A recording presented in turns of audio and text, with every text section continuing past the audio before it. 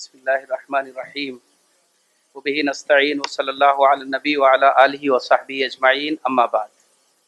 हमारे बिरादर मकरम साहब ने डॉक्टर साहब के ताल्लुक़ से बात कर ली है। मैं उसको कहना चाहता था कि वाक़अतन डॉक्टर साहब ने जिस मेहनत और लगन के साथ पूरे हिंदुस्तान के मदरसों और उलमा को इस प्रोग्राम से वाकिफ़ कराने के लिए जद्दोजहद की है, उसे आज के वक्त में जानने और कदर की निगाह से देखने की ज़रूरत है।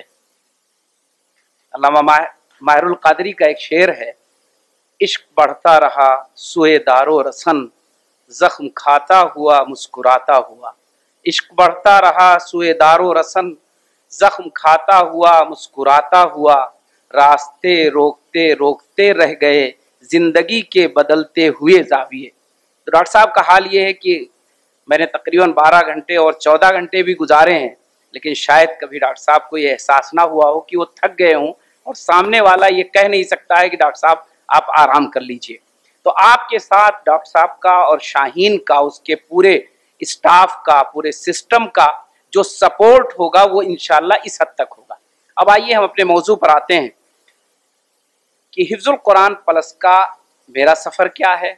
मैं तो एक बहुत ही मुख्तसर मुद्दत से अभी हिफ्ज़ुल कुरान प्लस के प्रोग्राम को लखनऊ में देख रहा हूँ।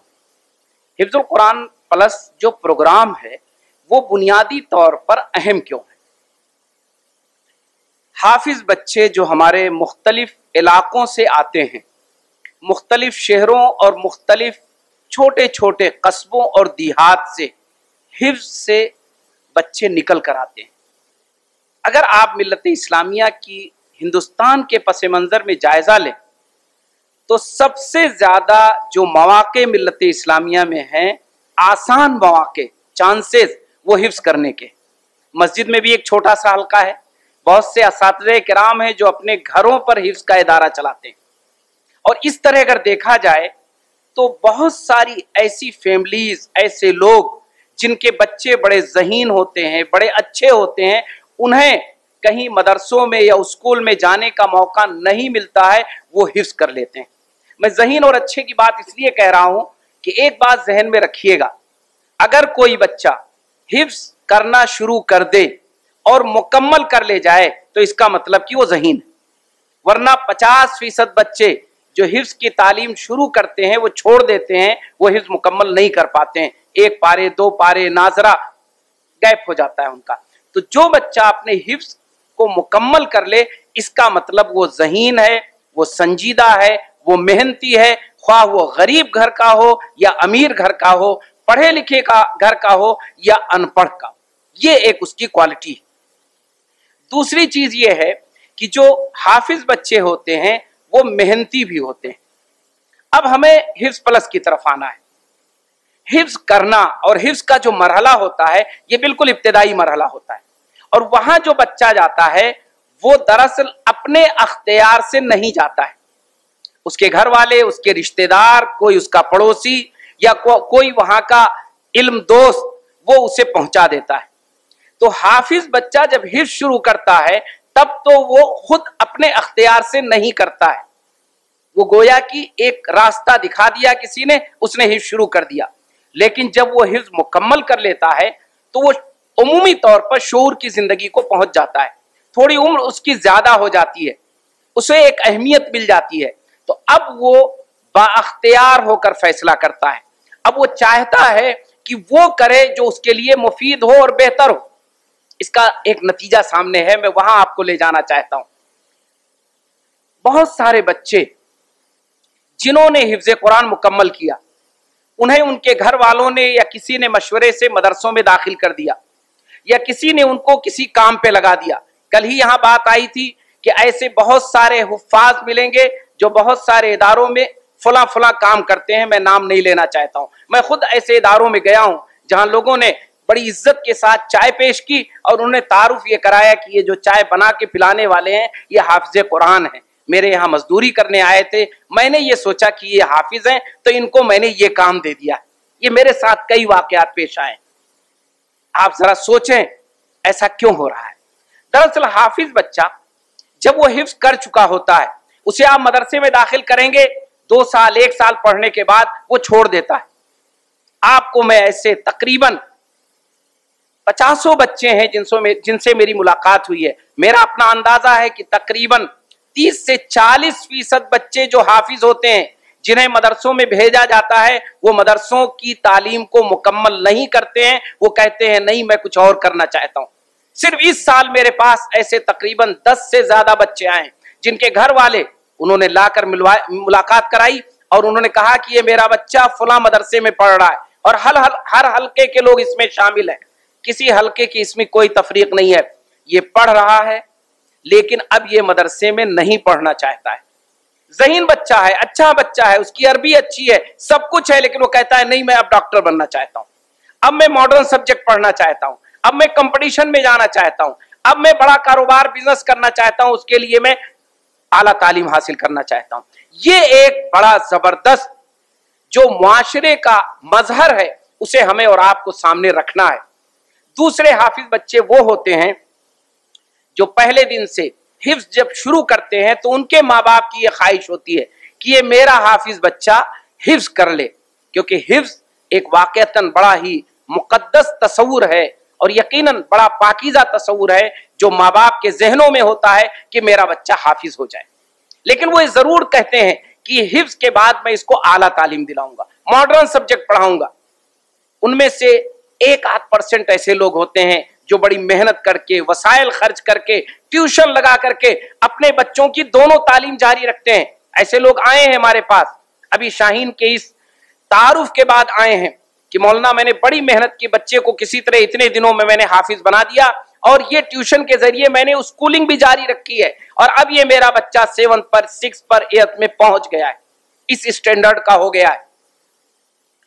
ऐसे बच्चों के लिए भी एक मुश्किल होती है कि वो जो अपना ट्यूशन के जरिए या पार्ट टाइम स्कूलिंग के जरिए तालीम हासिल करते हैं, तय बात है हिफ्ज में आखिर मरहले में दबाव आता है उनके ऊपर।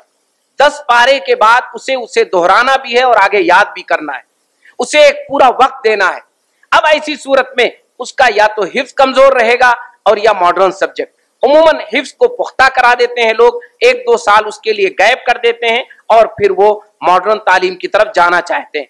लेकिन इस गैप का नुकसान ये होता है कि वो फिर मॉडर्न तालीम में अगर वो 9th में बैक वक्त जाता है, उसकी उम्र इस लिहाज से होती है कि वो 9-10 क्या बल्कि 11-12 के लायक हो जाता है। 16 साल, 17 साल, 14 साल, 18 साल ये उम्र होती है उमूमी तौर पर हुफ्फाज बच्चों की। अब ऐसी सूरत में अगर उसे आप शाहीन के इस सिस्टम के बगैर लेकर चलना चाहेंगे तो कितना मुश्किल होगा। इस पसे मंजर में हिफ्जुल कुरान प्लस ये दरअसल मेरे लिए एक जिसको कहते हैं नेमत गैर मुतरक्किबा थी। मैं हाफिज नहीं हूं, लेकिन अल्हम्दुलिल्लाह 2007 से हिफ्ज कुरान का इदारा शुरू करने के बाद हुफ्फाज से खुसूसी लगाव था और हिफ्ज के दौरान कुछ उन्हें पढ़ाने का एक जज्बा था। हिफ्जुल कुरान प्लस का जो प्रोग्राम आया उससे अंदाजा हुआ कि बिल्कुल निहायत ही बच्चों के लिहाज से सुटेबल है। वो बच्चा जो हिफ्ज मुकम्मल कर ले, ख्वाह उसने कुछ मॉडर्न तालीम हासिल की हो या ना की हो, वो बच्चा हिफ्जुल कुरान प्लस के जरिए अपने इस गैप को पूरा कर सकता है। जो उसकी उम्र ऊपर चली गई है, अभी वो ज्यादा उम्र में बढ़ गया है, तो उसे ये परेशानी नहीं होगी कि छोटे बच्चों के साथ उससे बैठकर पढ़ना होगा। 2 चीजें ऐसी होती हैं हाफिज होने के बाद जिसकी वजह से बच्चा दरअसल 9-10 को पढ़ लेता है। पहली चीज है उसके अंदर ज़हानत और उस ज़हानत का इस्तेमाल। ये दिमाग जो अल्लाह तबारक तआला ने एक नेमत की शक्ल में दी है, अगर इसका इस्तेमाल ना किया जाए तो गर्चे वो हो मौजूद है आपके अंदर, लेकिन उसका फायदा आपको नहीं पहुंचेगा। हाफिज बच्चा ऐसा नहीं है, उसने हिफ्ज के दौरान अपनी ज़हानत का इस्तेमाल किया है, अपने दिमाग का इस्तेमाल किया है, उसको उसने आगे बढ़ाया है और दूसरी तरफ वो मेहनत करने का आदी हो चुका है, वो कुरान सुनाने का आदी हो चुका है, बैठकर पढ़ने का आदी हो चुका है, घंटों वो कुरान मजीद से अपने आप को जोड़ने का आदी हो गया है, असातिज़ा के सामने बैठकर सबक सुनाने और अपने करेक्शन का आदी हो चुका है। ये 2 चीजें हैं जो हाफिज बच्चों को आगे बढ़ाने के लिए बहुत अहम होती है। एक और चीज है हिफ्ज के बच्चों में, वो भी हमें जहन में रखना चाहिए कि हिफ्ज का बहरहाल असर कुछ भी हो उसके जिस्म पर, उसकी रूह पर, उसके दिमाग पर पड़ता है। हाफिज बच्चा वो आम बच्चों की तरह नहीं होता है। वो बच्चा बहरहाल, एक दो छोड़ दीजिए आप कि शैतान तो बहरहाल कुछ ना कुछ मॉडल हर जगह से निकाल कर लाता ही लाता है, लेकिन ज्यादातर बच्चे हाफिज जो आपको मिलेंगे उस कुरान का असर उनके दिलो दिमाग पर, उनके जिस्म पर, उनके आदात और अतवार पर पड़ता है। अलबत्ता इसके साथ एक चीज और है जो हमें और आपको सामने रखना चाहिए, जो बहुत प्रैक्टिकल है। हिफ्ज़ुल कुरान में जो बच्चे आते हैं वो कमजोर बैकग्राउंड के होते हैं। एक बात अभी आई थी, उमूमन जब हम कमजोर बैकग्राउंड कहते हैं तो उससे मुराद होता है माशी तौर पर कमजोर। यकीनन माशी तौर पर कमजोर तकरीबन 80% बच्चे होते हैं जो हिफ्ज़ुल कुरान से आते हैं। लेकिन एक और चीज है, वो सकाफती तौर पर भी कमजोर होते हैं। उनके यहां जिस बैकग्राउंड से आए हुए हैं उनकी सकाफत भी कमजोर होती है, उनकी मालूमात भी महदूद होती है, उनके ख्वाब भी छोटे होते हैं। यही नहीं बल्कि उनके अंदर जो तालीम के अगले मरहले हैं उनसे वाकफियत भी नहीं होती है। आमतौर पर जो बच्चे आते हैं उनसे पूछा जाता है तो वो ज्यादातर नाम लेते हैं कि डॉक्टर बनना चाहते हैं, इंजीनियर बनना चाहते हैं, जबकि आज मॉडर्न सब्जेक्ट के जरिए दुनिया में ऐसे सैकड़ों मैदान हैं जिसमें डॉक्टर और इंजीनियर ही की तरह आप आला मकाम हासिल कर सकते हैं। ये इस वजह से कि वो जिस बैकग्राउंड से आए हैं उस बैकग्राउंड में सकाफती कमजोरी मौजूद है। हमें इसका भी ख्याल रखना है हिफ्ज़ुल कुरान के तालीम के दौरान। अब ऐसी सूरत में हमें क्या करना है और किस तरह हम उनको आगे बढ़ाएंगे। हाफिज बच्चों के साथ जो हिफ्ज़ुल कुरान प्लस में एक तजर्बा होता है वो ये कि ये जो बच्चे आते हैं इन सारी कमजोरियों और सब चीजों को सामने रखते हुए फिर भी उनमें वो सब अल्लाह की मखलूक होते हैं, इंसान होते हैं, और अल्लाह ने अपनी मखलूक को यकसा नहीं बनाया है।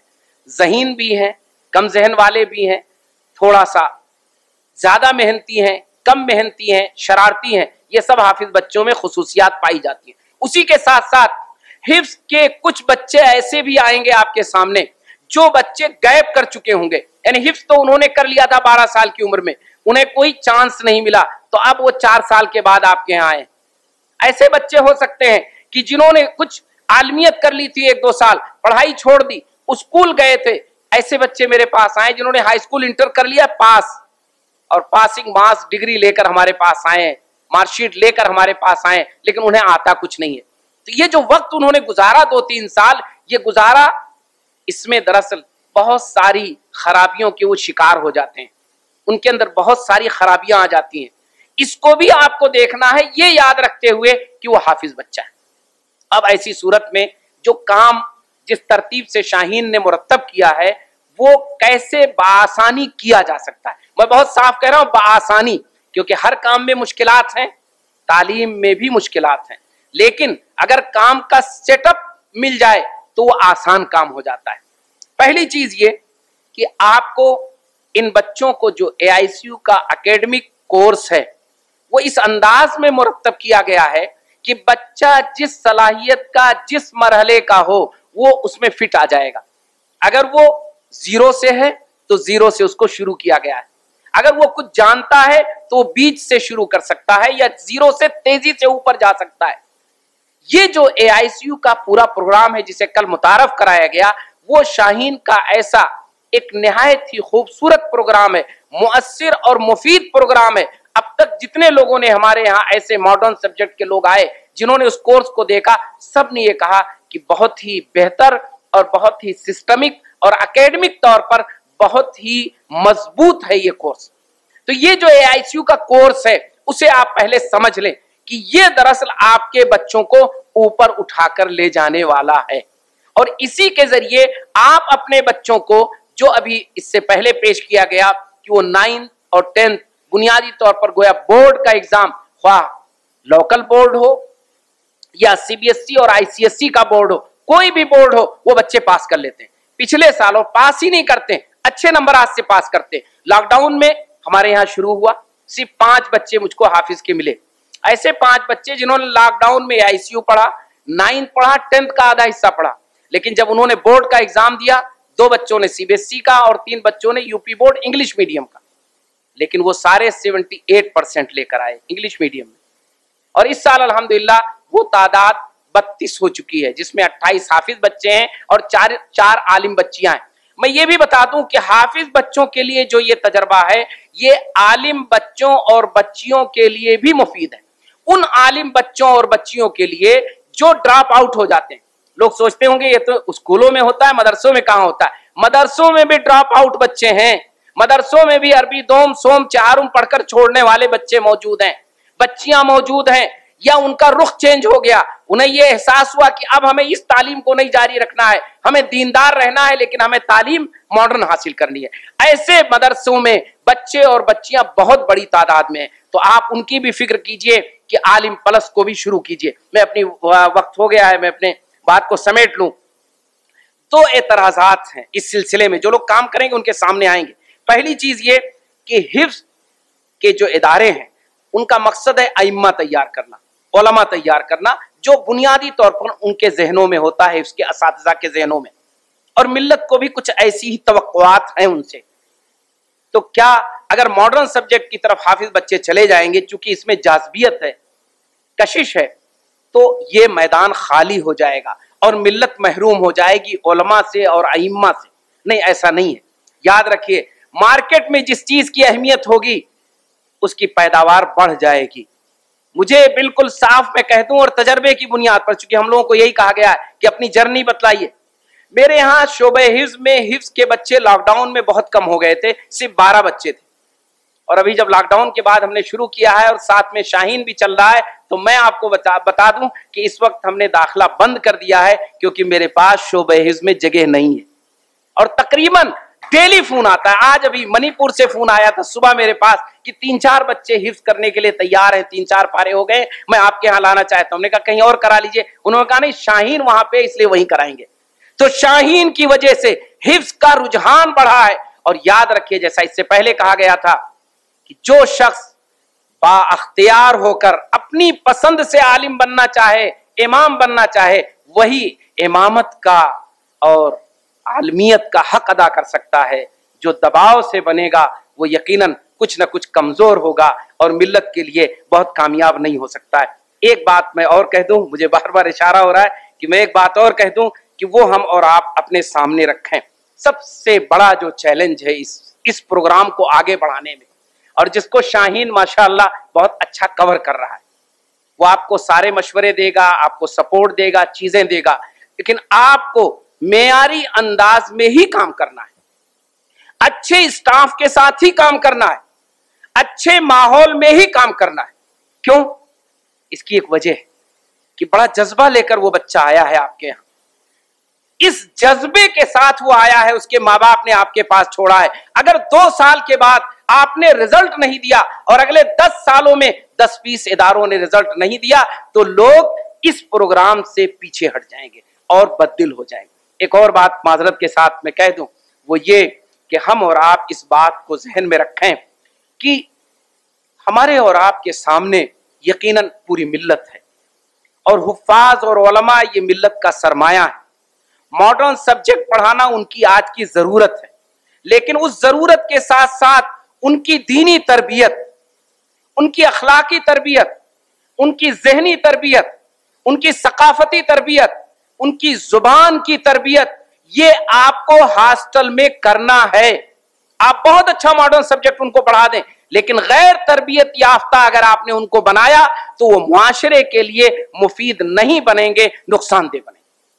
तो ये काम करने के लिए आपको पूरी तवज्जो अपनी देनी पड़ेगी, और इसके लिए आपको पूरा निजाम बनाना पड़ेगा। शाहीन के माहौल से सबक सीखिए और अपने यहां भी इसी माहौल को राइज करिए। इंशाअल्लाह हिफ्जुल कुरान का सफर कामयाब होगा, आगे बढ़ेगा। मिल्लत को इसकी जरूरत है, और शाहीन ने वो रास्ता आपके लिए दिखा दिया है, और उसी रास्ते पे चलकर इंशाअल्लाह हम दोनों को जमा कर सकते हैं। तालीम में दोनों की जरूरत है, अखलाकी तरबियत की भी, अल्लाह से डर की भी, और दुनिया में कामयाबी की भी। अल्लाह से करे दूर तो तालीम भी फितना, औलाद भी, अमलाक भी, जागीर भी फितना, बातिल के लिए उठे जो शमशीर भी फितना, शमशीर ही क्या नारे तकबीर भी फितना।